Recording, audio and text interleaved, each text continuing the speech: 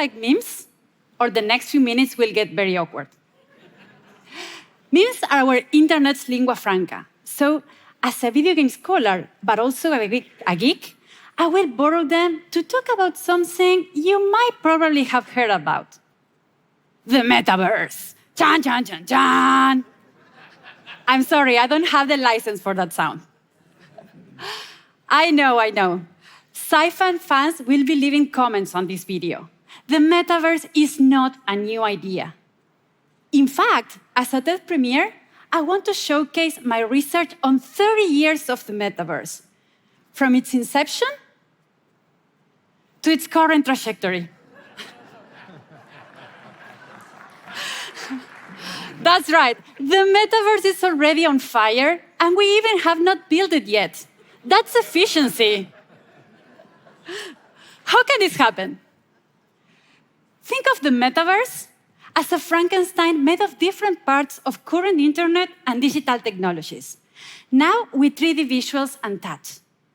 Between our physical reality and virtual reality, there are different layers of mixed and augmented reality, where physical and digital objects blend.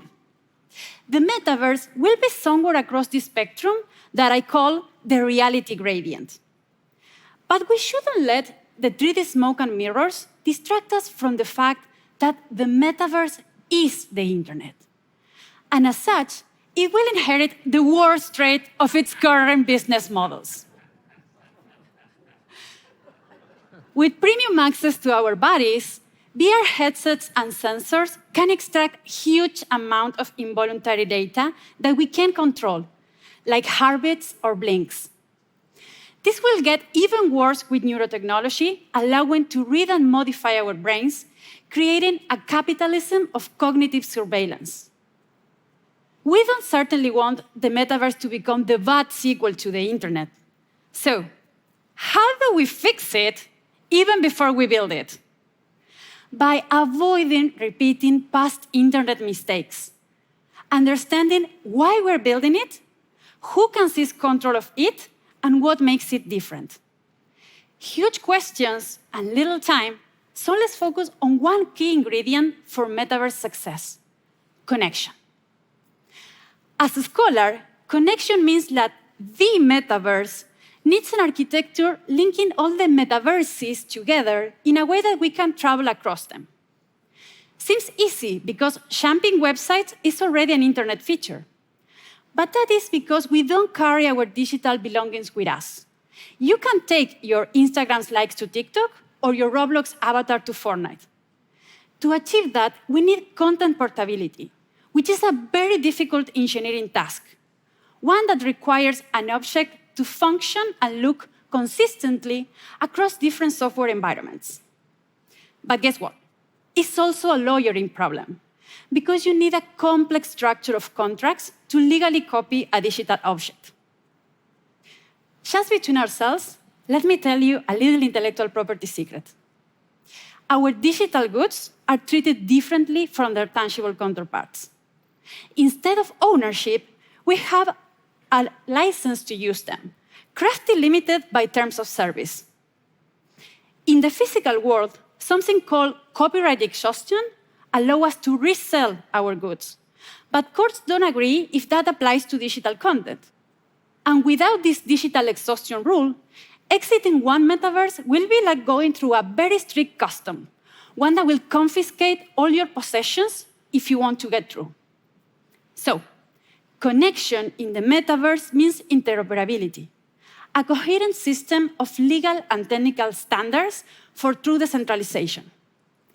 NFTs and blockchain can provide the technical tools, but it will never work without the legal counterpart.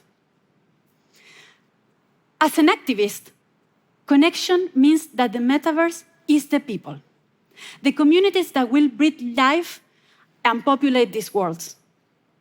Without humanity, the metaverse will be just a 3D ghost town. But not everyone will be there, because we are not born equal into the metaverse. We are promised boundless worlds, but in fact, we will be as free as we can afford to pay.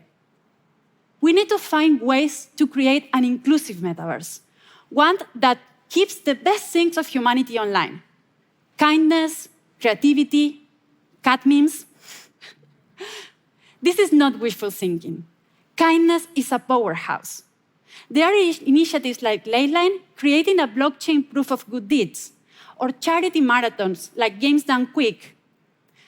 A game about sending anonymous letters to strangers might seem like a recipe for disaster.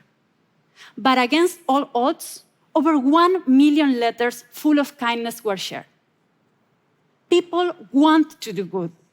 And now we have the technical means to escalate it to unprecedented levels.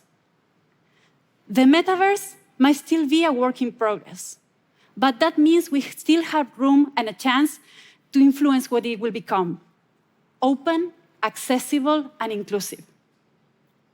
It's not every day that humanity has the chance to create a new reality. So my invitation to you, let's make it a good one. Thank you. Read you in the comments.